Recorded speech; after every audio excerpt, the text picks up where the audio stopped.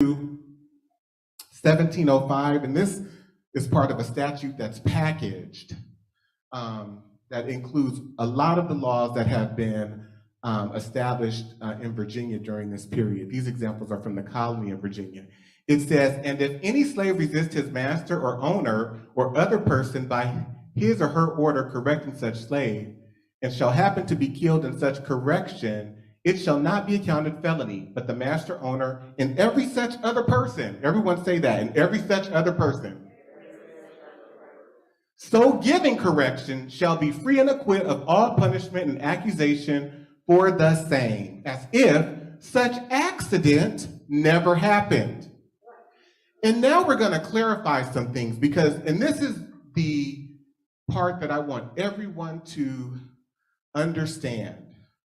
This overemphasis on the institution and predicament of enslavement. There is an overemphasis on that. I don't want to undervalue or speak less and downgrade what people experienced, but I want you to pay attention to the language in this statute. And also, if any Negro, mulatto, or Indian, bond or free, bond or free, shall at any time lift his or her hand in opposition against any Christian not being Negro, mulatto, or Indian. So who are we talking about?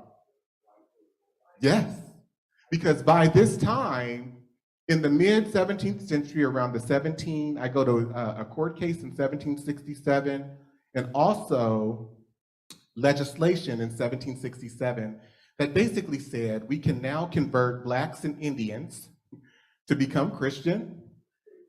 And prior to that year, prior to this law, it was illegal for Christians to be enslaved. But they made it legal so that baptism didn't change the condition of freedom or bondage. So we can baptize these people, they'll be Christian and remain enslaved. Okay? So they're now distinguishing and making distinctions between which Christians can do harm to which Christians. If you're Black, you can do harm to a Black Christian, that's fine. You can have that infighting. If you're Indian, you can fight a Black person or Christian.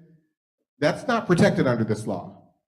The only people who are protected under this law is white people.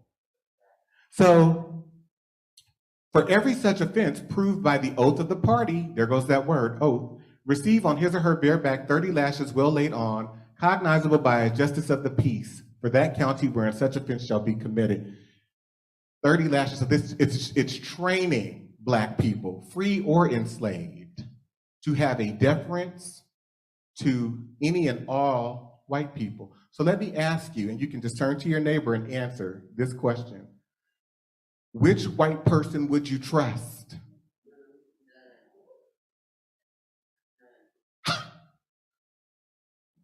It's setting it up so that you are in a heightened degree, at a heightened degree of fear every moment.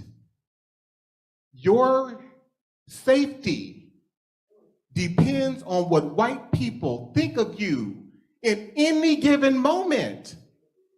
So what is not psychopathic or sociopathic about this? Then you get to the 18th century, and they codify